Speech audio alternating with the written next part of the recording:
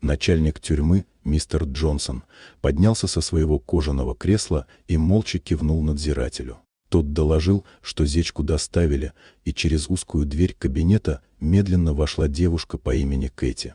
Ее шаги были неуверенными, обувь скрипела по бетонному полу, а тело, казалось, готово было рухнуть в любую секунду. Лицо Кэти оставляло впечатление человека, который прожил сразу несколько жизней, глаза покраснели от бессонницы и слез, на щеках проступали следы грязи и пота.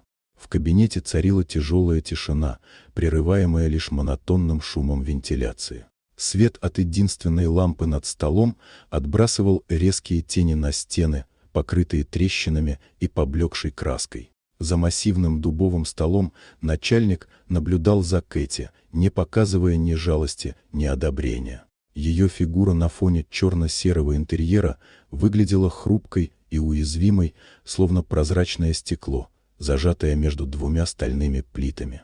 Кэти опустилась на деревянный стул у стены, опершись на колени и опустив голову. В ее плечах угадывались глубокие тени усталости, а руки дрожали так, что пальцы едва держали краешек старой тюремной тетради. Этот стон без звуков говорил о том, что она прошла сквозь нечто невыразимо тяжелое. Дни и ночи допросов, холодные камеры и пустые коридоры, где время словно застыло.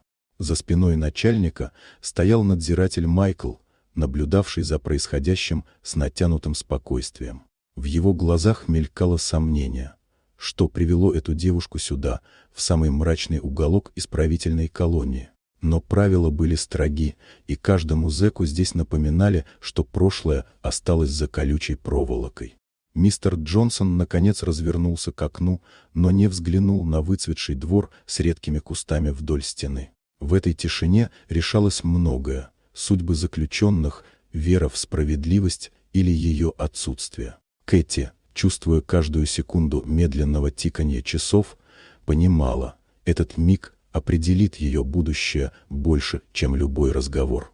За дверью кабинетная тишина готовилась быть нарушенной, и исход этой встречи мог стать для нее началом новой истории или последней страницей той, что еще не успела полностью раскрыться. Дорогие друзья, если вам понравилось видео, поставьте лайк, а также подписывайтесь на канал, впереди еще много интересного.